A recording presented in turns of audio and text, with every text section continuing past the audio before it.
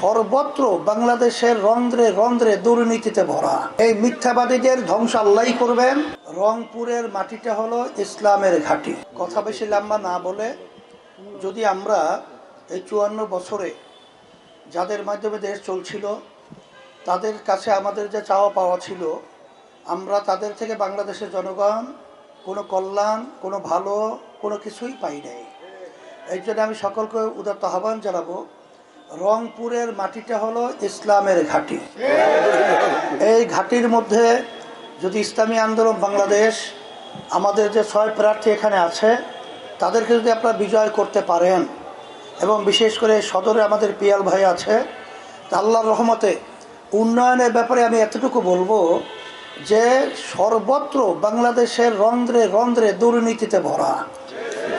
আল্লাহর রহমতে যদি আমাদের প্রার্থীরা জয় হতে পারে, ইসলামী আন্দোলন যদি বিজয় হয়, তাহলে আল্লাহর রহমতে দুর্নীতি থাকবে না। এবং সর্বক্ষেত্রে সর্বশ্রেণীর পেশাজীবী মানুষের মুখে আল্লাহর রহমতে হাসি ফুটাতে পারবো আল্লাহর রহমতে।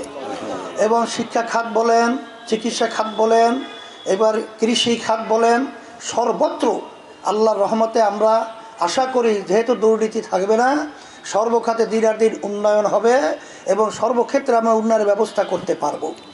এই জন্য সকলকে আমি উদাত্ত আহ্বান জানাচ্ছি, আসলে আমরা সব একাকার হয়ে ইসলামের পক্ষে, বিশেষ করে হাত পাখা প্রতীকের পক্ষে আপনাদেরকে ভোট দেওয়ার জন্যে, এবং সকলকে এর পক্ষে আমার ভাইদেরকে, মা বোনদেরকে ভোট দেওয়ার জন্যে চেষ্টা করার আশা এবং চেষ্টা করার ওয়াদা আমরা কে কে করতে পারি? আল্লাহ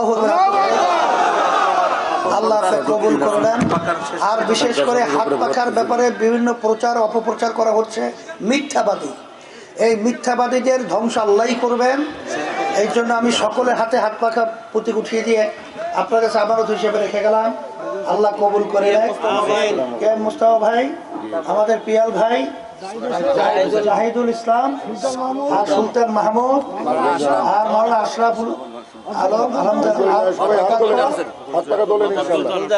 জুলতান হোসেন। রব্বানা আতিনা ফিদ দুনিয়া হাসানা ওয়া ফিল আখিরাতি হাসানা ওয়া কিনা আযাবান নার বিরহমাতিকা ইয়া আরহামার রাহিমিন।